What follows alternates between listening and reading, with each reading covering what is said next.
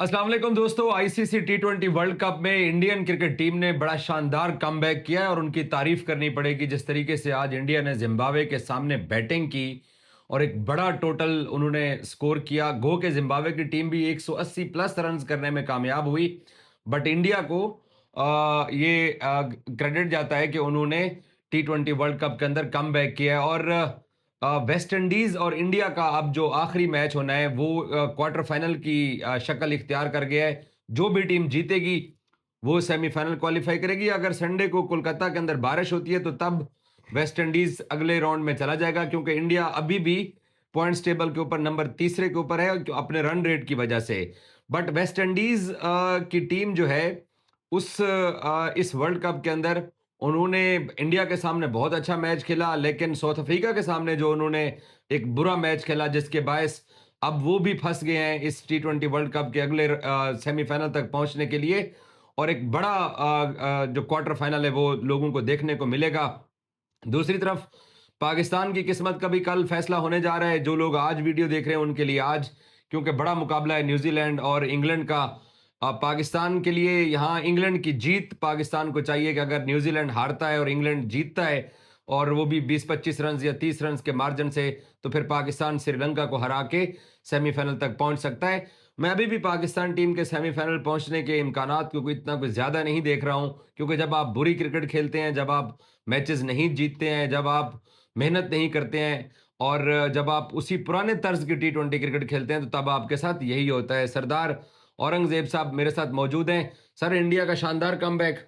बहुत ज़बरदस्त, ये तारीफ़ करनी पड़ेगी इंडियन की। और जिस तरह स्पेशली उन्होंने बैटिंग की और इस तरह की बैटिंग की उनको ज़रूरत थी, क्योंकि नेट रन रेट तो था ही था, लेकिन अब जो मैच जैसे आपने बता दिया कि वेस्ट इंडीज़ के अगेंस्ट उनका क्वार्टर फाइनल हो गया। अगर वो जो टीम जीतेगी वो थ्रू कर जाएगी, लेकिन फिर भी उससे पहले एक मोमेंटम पकड़ना, थोड़ी सी बैटिंग में इंडिया स्ट्रगल कर रहा था। और आज जिस तरह की उनकी बैटिंग थी, उनकी बैटिंग का अंदाज़ा आप इस बात से लगा सकते हैं कि उनके 6 बैटर ने बैटिंग की और किसी एक 3 बैटर का स्ट्राइक रेट जो है वो 200 से नीचे था और 3 का 200 से ऊपर था। सबसे कम स्ट्राइक रेट जो है वो ईशान किशन का, वो तकरीबन 160 के आसपास था। तो इससे आप अंदाज़ा लगा सकते हैं कि कितनी ज़बरदस्त बैटिंग की है उन्होंने। और फिर स्पेशली उनकी जो सीमर है उनकी तारीफ़ करनी पड़ेगी।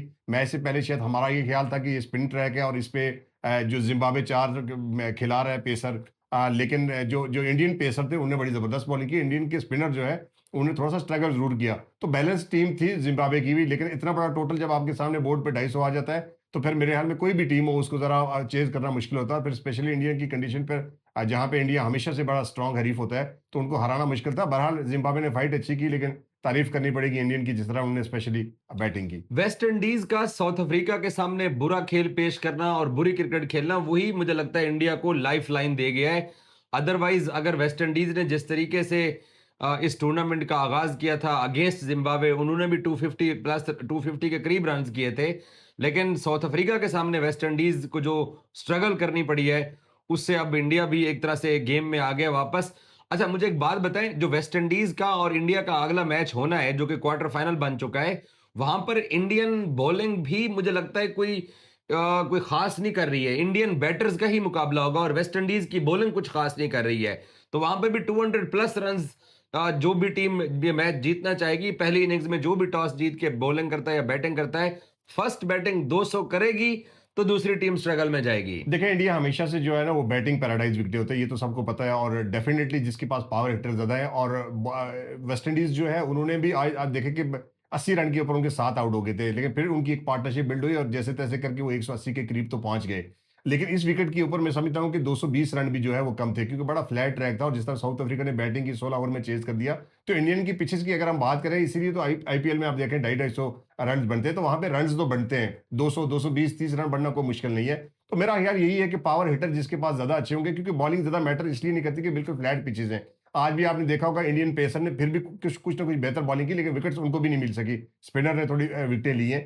तो मेरा ये ख्याल है कि जिसके पास पावर हिटर ज्यादा होंगे, और वेस्ट इंडीज और इंडिया का मुकाबला इसलिए बड़ा देखने में मजा आएगा क्योंकि वेस्ट इंडीज के पास भी जो है वो बड़े बड़े पावर हिटर हैं। आज अगर देखा होगा जिस तरह 8वीं विकेट की शराकत में उन्होंने वर्ल्ड रिकॉर्ड बनाया, तो मुझे लगता है कि ये अब आगे जाकर मजा आएगा ये जो क्वार्टर फाइनल है देखने में। लेकिन फिर भी इंडिया का अपर हैंड इसलिए जरूर है कि एक तो उनकी होम कंडीशन है, होम कंडीशन के ऊपर तो इंडिया हमेशा जीता हुआ है। और फिर जिस तरह उनकी बैटिंग लाइन को आज लाइफ लाइन मिल गई है, उनके जो अभिषेक शर्मा है वो रन नहीं कर रहे थे, उन्होंने रन किए। संजू सैमसन का कमबैक हुआ, थोड़ी छोटी सी बारी उनकी थी लेकिन इंपैक्टफुल थी, वो भी बड़े जबरदस्त अंदाज से खेले। हार्दिक पांड्या ने एंड में आकर बड़ा जबरदस्त फिनिश किया, उनकी 50। सूर्य कुमार यादव तो वैसे ही अच्छा करते हुए आ रहे हैं। तो टीमें जो है बैटिंग तो दोनों की बड़ी जबरदस्त जा रही है। बॉलिंग में हमेशा से इंडिया में टीमें जो है वो स्ट्रगलिंग करती हैं। तो मेरे ख्याल में ये मुकाबला जो है ये इंडियन बैटिंग और वेस्ट इंडीज बैटिंग के दरमियान होने जा रहा है।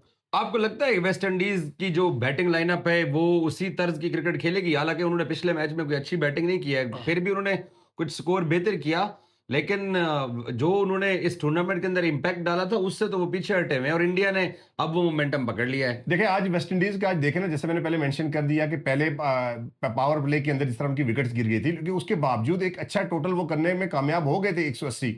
तो मुझे लगता है कि पावर प्ले के अंदर अगर विकेट लूज ना करते हैं, जिस तरह के पास पावर हिटर हैं उनके पास, तो ये तो स्कोर 220-30 तो उनके लिए आगे कुछ नहीं है। अब देखना ये है कि वो किस तरह से इंडियन जो फास्ट बॉलिंग उनको टैकल करते हैं, स्पेशली जसप्रीत बुमराह हो गए, हार्दिक पांड्या इवन बड़ी अच्छी बॉलिंग करते हैं। उसके अलावा हमारे सिंह साहब तो वैसे भी अच्छी बॉलिंग करते हुए T20 के अंदर तो नंबर 1 बॉलर है वो। लेकिन अगर पावर प्ले के अंदर वेस्ट इंडीज विकेट नहीं गवाता तो फिर उनकी बैटिंग लाइनअप जो है, जैसे आपने देखा कि 9वें नंबर वाले बैटर ने भी आज 50 स्कोर किया जो 9वें नंबर पे आया है। तो अच्छी खासी बैटिंग डेप्थ है उसके पास है वेस्ट इंडीज के पास।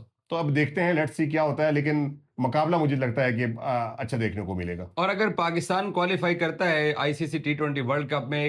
एक हादसे की बुनियाद अच्छा। के ऊपर अच्छा। सेमीफाइनल के लिए, जो कि चांस बहुत कम है, और इंडिया पाकिस्तान का अब सेमीफाइनल भी नहीं हो सकता है क्योंकि इंडिया अपने ग्रुप के अंदर 2 खत्म करेगा अगर वेस्ट इंडीज को हराता है, और पाकिस्तान भी अगर पहुंचता है तो पाकिस्तान भी 2 होगा, तो फिर 2 और 2 का 2 के साथ मुकाबला नहीं हो सकता है। तो ये चांस भी अब फैंस को नहीं देखने को मिलेगा अगर पाकिस्तान पहुंचता है तो। देखिए पाकिस्तान अगर मगर की सिचुएशन में इससे पहले 2-3 दफा वर्ल्ड कप के फाइनल तक पहुंच चुका है, तो मुझे ये लगता है कि ये इक्वेशन भी कोई ज्यादा इतनी सोचने वाली बात इसमें है नहीं। अगर कल न्यूजीलैंड मैच हार जाता है अपने 25 से 30 रन के मार्जिन से हार जाता है, और फिर पाकिस्तान को जो मैच जीतना होगा श्रीलंका के अगेंस्ट, वो भी यही 25-30 रन से ही जीतना होगा या 40 रन से जीतना होगा, इससे ज्यादा नहीं है। लेकिन मैटर ये करता है कि पहले न्यूजीलैंड कल हारे। अब कल ये सिनेरियो जो है, जब इस वक्त हम आप मैं बात कर रहे हैं, इस वक्त तक क्लियर हो जाएगा। तो बड़ा सिंपल मेरे ख्याल में थ्योरी होगी, अगर न्यूजीलैंड ये मैच आता है तो फिर पाकिस्तान के सामने एक इक्वेशन बोर्ड के ऊपर होगी कि अगर उन्होंने रन चेज करने हैं तो कितने ओवर तक करने हैं, अगर जीतना है तो कितनी विकेट से जीतना है। लेकिन ये सिचुएशन होनी नहीं चाहिए थी। जैसे हमने पहले भी कहा कि बड़ा इजी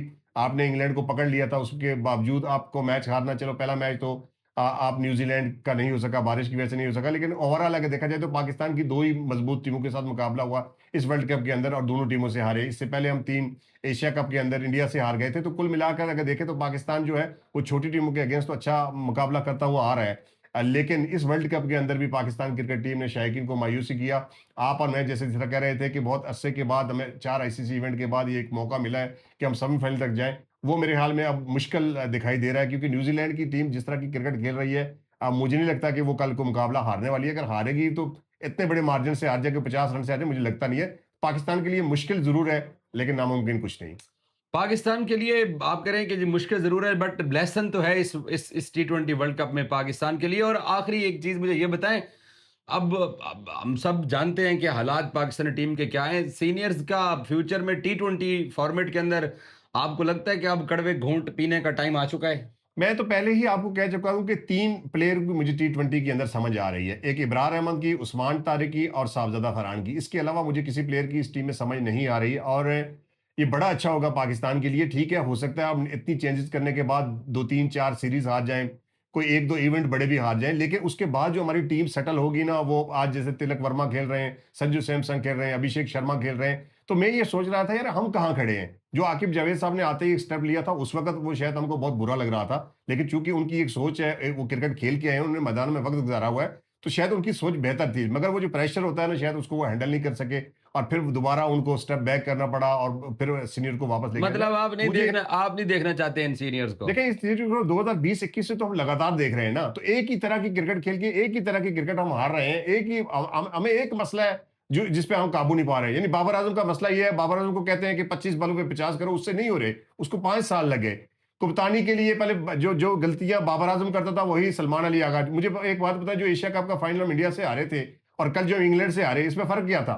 वहां पे आपने हारिस रऊफ को ओवर दे दिया जहां पे उसका ओवर नहीं बनता था, और आप स्पिनर को हटा दिया। कल आपने को जहां स्पिनर को बॉल देनी थी उस्मान तारिक को आपने हटा दिया वहां पे, और फिर आखिरी ओवर में सारे लोग चीख चीख कर ये करें, जब नवाज ने 2 आउट कर दिए 3 रन बाकी थे, तो आपको पता था कि बॉल अब ब्रेक होना शुरू हो गया है, तो आप एक स्पिनर से बॉल करा देते, आपने वहां पे सलमान मिर्जा को दे दी। तो ये छोटे-छोटे ट्रिक्स जो हैं, ये कप्तान ऑन द स्पॉट फैसला करना होता है और उसी ने टीम को लेके चलना होता है। उसी ने टीम को लीडर इसीलिए एक चुना जाता है 11 में से, कि 11 में से जिसकी सूझबूझ, जो क्रिकेट को समझता हो, जो फैसले करना जानता हो, वरना 11 के 11 खुद अपनी मर्जी से कुछ भी कर सकते हैं। तो लीडर जब आपका मजबूत नहीं होगा, लीडर जो मेंटली तौर पर सेट नहीं होगा, तो मेरे ख्याल में ये मुश्किल होगा। और इस टूर्नामेंट के अंदर भी और इससे पहले भी लीडरशिप का हमें फुकतान नजर आया। या तो फिर कोच की बहुत ज्यादा इन्वॉल्वमेंट है, या फिर लीडर के पास इख्तियारात नहीं है, या फिर उनको इतनी sir game sir awareness sir नहीं है। कोच कुछ सर तो फर्क सर है। मेरा मेरा इस पे थॉट ये है कि कोच जो पाकिस्तान क्रिकेट टीम के हैं, उन्होंने ये सारे डिसीजन लिए हैं और अब वक्त आ चुका है। चाहे बाबर कप्तान था, चाहे रिजवान कप्तान था, या इससे पहले हफीज था,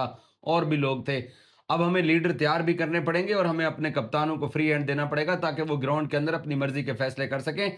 बाहर से चला के देख लिया है कि नई चीजें चल रही हैं। अब ये जरूरी हो चुका है कि कप्तान अगर आपका पावरफुल होगा। इंग्लैंड के मैं इसलिए मिसाल देता हूं कि पाकिस्तान और इंग्लैंड के पाली खेले वाले मैच के अंदर 2 मरतबा ब्रेक हुआ, छठे ओवर में और 14वें ओवर में।